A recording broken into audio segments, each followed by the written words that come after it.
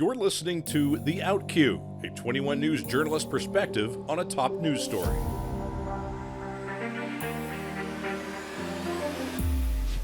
Good afternoon. It is Friday, March 15th. I am Assistant News Director Breen Mitchell, and this is The Outcue. This is our weekly podcast where we pick a topic in the news that you might not see everything that goes into a news story. The idea being you can see tweets, you can see the YouTube videos, you can see things on social media, and they may look the same as what you see in a news broadcast, but a lot more goes into real journalism that we want to give you a little peek behind the scenes at. So the outcue is the term for the final few words of a news story. And that's the name of our podcast because the end of the story is often really only just the beginning. This week, we had more than one of the tougher stories to deal with, which is stories that are tragic, stories that deal with people who are going through incredible grief. We had earlier in the week a woman killed in a hit and run accident in Austintown near her own home while out walking her dog. And then not one day later, we had the body of a young man found in the median on I-80 in Mercer County after he had been dropped off in a car, and he was also killed in a hit-skip accident. In both of these cases, we made the decision as a news organization that there were stories behind them that were worth telling, and we wanted to reach out to their families. These are people who are going through immense grief and may have something to say and may not want to be bothered, and we had to make the decision as to whether or not to reach out. In one case, the family did speak, and in the other, they didn't. But what goes into those decisions, and how hard is it to talk to people when they're at their lowest points and provide dignity and not exploitation, which may be the image some people have? So with us today are two reporters with extensive experience having to navigate those very, very choppy waters, Madison Tromler and Corey McCrae. So thanks for being with us, guys. And I guess I just really want to open it up to talk philosophically about when we have to talk to people who are experiencing things that you wouldn't wish on anybody. And they may not be instantly amenable to wanting to speak to a reporter. How hard is that to reach out to these people, and in what form? Yeah, it is really hard, I think, because in some cases, you can't even imagine what they're dealing with, and you don't want to say the wrong thing. Everyone grieves in a different way, and you have no idea what's going on. You don't know them. You don't know their family dynamic. You have no idea what they're dealing with. So, yeah, it is hard. And I think the way I think of it is, especially when someone has lost a family member, a lot of times they may want to have an outlet to get that out and talk about it because, sometimes I think they're really just surrounded by family and everyone's extremely sad and they're just telling stories together, but they're not sharing it with someone who is on the outside. So this may be a way for them to have a therapeutic way to maybe talk about it and get it out there, and also have a story behind the face of someone who passed away, so that can live on. So I think for some people they might enjoy the experience to talk about what they're dealing with and tell the story behind that person. And I think sometimes that is the case, because I've had a situation where I've interviewed a family, and it was a young boy who was hit by a car on his bicycle. And I just remember when I first walked in, the family and everyone was there. And you just don't even know what to say in those situations. But, I just say, I don't even have the words. I can't even imagine. But we just started talking. They started just telling stories about him. His name was Aiden. And I just remember by the end of our conversation, everyone was happier, and they were just telling stories about him, maybe that they wouldn't be doing if they weren't being asked about him. You know what I mean? So I do. So I just think about that situation, and Corey, I'm sure you have some more thoughts about it. But yeah, I think back to when I was an overnight photographer here, and just even before reaching out to the families, at which point you're on the scene, you're hearing people who are just receiving the news for the first time, and your heart breaks for them, and you could only imagine, like you said, what they're going through. And it's, here, we kind of keep up with that. You almost, I guess best way to put it, you're going through it with them in a much of a less capacity, I guess I would say, but just trying to understand, just trying to get a grip of, what that family's going to. If I'm talking to a family, it's letting them talk, letting them, tell me about the kid, if it's a kid in a situation. And I've been in that situation. I think back to a homicide over at Homestead Park over on the south side, and talking to the mother of the boy who passed over there, and just, listening to her. I'm just a fly on the wall. It's really what I am. And it's their room. And like you said, sometimes it's that outlet for somebody, to explain to me, because we hear statistics all the time, especially with Youngstown. We could talk about, how many homicides this year. And if sometimes you leave it at that, it is what it is. It's statistics, but you try and get an idea of who this person was, and that they're not a product of that environment, but a victim, or a innocent victim in that, and that they're much more than what you see when you read the headline. Well, you touched on something that I think is really important. Was you mentioned these statistics that you hear about people who have died, whether we be talking about homicides or overdoses or traffic accidents. People are more than numbers, and it's easy for people to get the sense that, these problems don't really affect real people when they're reduced to numbers. And so that's a reason to reach out to people and put faces to these. So so that leads me into the fact that there are cases where we don't reach out to families. And I think it is those cases where reaching out to them would really only be to put a face on something, but without a good societal reason.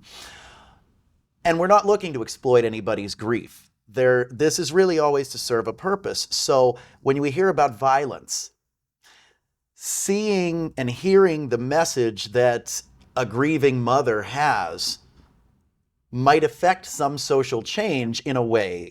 And has that been your experience when you've talked to these people? Are there common messages you hear often? Yeah, and I was just thinking that, I think because a lot of times when we do these stories and when we're reaching out, I hear all the time, people are like, I don't even want to watch the news, it's so depressing. So the last thing we want to do is, have a viewer be turned off by a story. But the truth is that this is real life.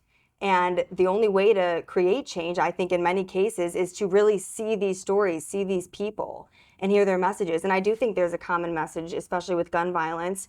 And you hear about the mothers of those victims, and they want to see more done. They want to see young children, have better education. And they sometimes create their own sort of foundations or try to create their own change. So, and I really do think that you made such a good point, because it will be just a statistic if there's not those stories out there to create change and for the community to know about it. Our leaders, our local leaders, the mayor, whoever, council people may see the story that we do and say, something needs to change. So, and if we just, keep covering these stories, it's easier for people to, turn a blind eye to it. And isn't it also easier for people to put people in sort of stereotypical boxes? You see gun violence and there's, an image of inner city crime that people can write off. Or I mentioned overdose deaths. In 2017, overdose deaths didn't have a face put on them very much. And that was when we made a concerted effort to talk to people directly who were impacted. And, there were very, very harsh attitudes. I remember hearing a lot back then. And they still exist, but I don't hear them as much. So isn't this also a way to bring dignity to people that otherwise may be written off by, and put into a box that's unfair? For sure. I think it also, what we do kind of dispels that narrative, going back to changing what that is. An innocent girl getting killed at her birthday party. And if you look at a headline, you might say, well, again, she was just a product of her environment. She was there. But, here's a story to tell where it separates her from that stigma. And even when we have people who do fit the stigma, isn't the stigma, like let's say somebody's involved in crime and dies in gun violence.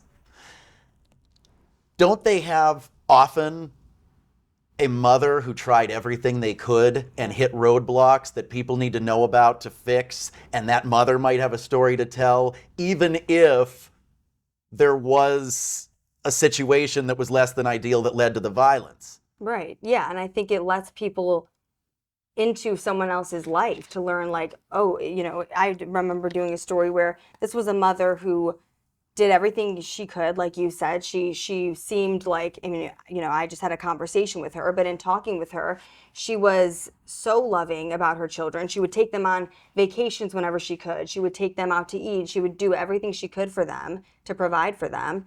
And I think when people are able to actually get a glimpse into the lives of those who are grieving. I know our example is, with gun violence, because that, happens here in the city of Youngstown. It does allow people to learn about maybe some things that they don't see every day, that they don't even think about. And then to come to find that, this was a mother who was really struggling, but was doing everything she could. So yeah, I think it can open people's eyes. And I think people who think it's too depressing, that's kind of just, I just don't like that answer, because I think that people should pay attention to what's going on around them. And yeah, it's sad, but it's real life. And I mean, at one point in our lives, we all face some sort of, hopefully not, but at some point, we face issues in our lives and death, and this is life. And I think the only way to create change is to really hear these stories and know what's going on. So the broader benefit being that everybody's story could help somebody else, as well as bring dignity to their loved one and to tell their family's story. Now, there is, on your guys' end, a difficulty in approaching these. So one would be that there are oftentimes, I'm sure, where, and I think Corey, you may have touched on this a little bit earlier about how this is their room and you're just there to listen. Are there times where they just are not only adamantly against talking, but probably even angry that you've reached out? And how do you handle that? Yeah, I think you see, and again, everybody handles grief differently, and I'm not a therapist or a counselor, but that's just the fact of the matter, that people handle it differently. Sometimes you talk to somebody, and again, they might see it as if, you're prying, you're just trying to get a story out of them, which is one of the worst perceptions of journalists, because, we, on a level to that, we're trying to process what they're going through while they're processing this tragedy too, and we're trying to put it, in that light to change that perception, maybe for somebody else who doesn't understand, like you talked about, a family that, their kids are in gun violence, or kind of in that world of gun violence, and they don't know, maybe a kid outside of this community, doesn't know that, but maybe if they hear from the parent of just all the trials and tribulations they went through to try and do that, they understand, hey, okay, well, now I see, like, that's, in a world outside of yours, it's like our world is very small in a way. But then when you hear from other people, when you hear their sides, then you get an understanding. Well, if this was my circumstance, I would probably be in that same position too. Mm-hmm.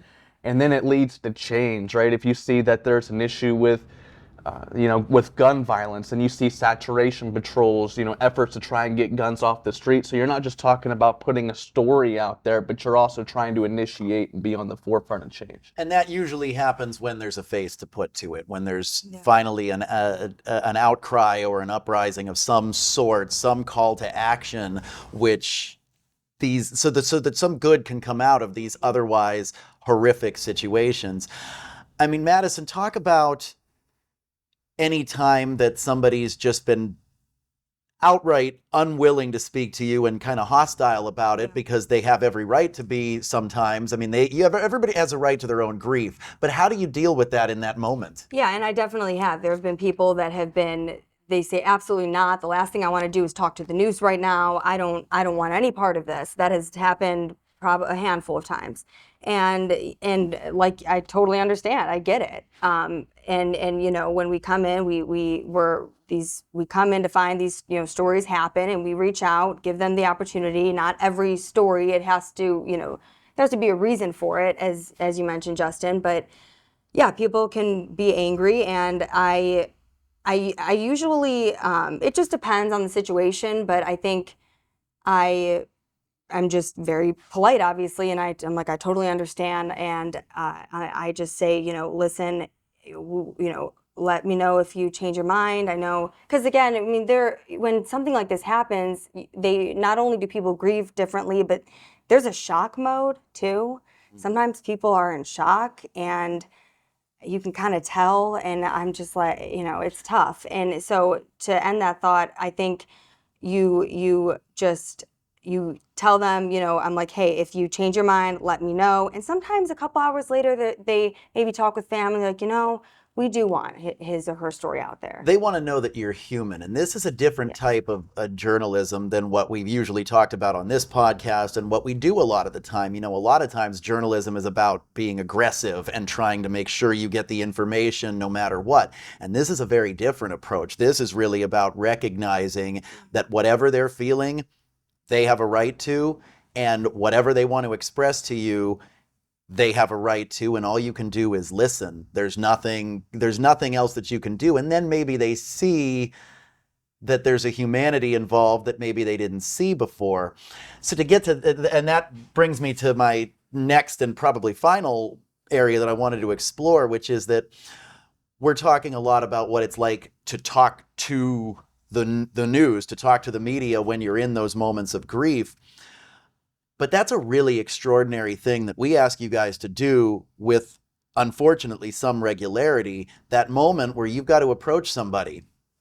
So I'd like you both to talk about what you're thinking when you've got to go, say, knock on the door of somebody who you know is going through something that you can't even imagine. What are those moments like? What are you thinking, and what do you hope that you can convey to them?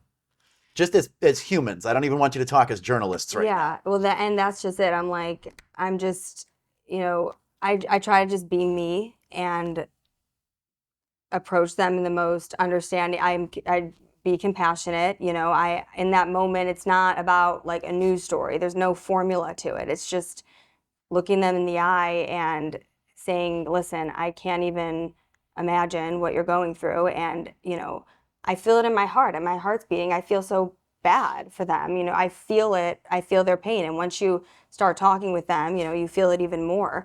I think it makes my heart sink sometimes. It is really hard. And you never want to do more harm than good. That's something I always think about. I always want to not do any harm in any situation. And I think when you approach them, it's just about how you talk to them. You know, it's not a moment to act like a reporter or say, you know, hello, I'm with 21 News. Can you, you know, no, you're gonna just be a human. And that's where I just try to be myself, you know, and just talk to them like I would talk to anyone. Like I would talk to you, Justin, if you went through something, and I would say, listen, and that's just how I do it. And it only really works if it's genuine, right? Yeah, I mean, it has to be there's genuine. no way to fake that.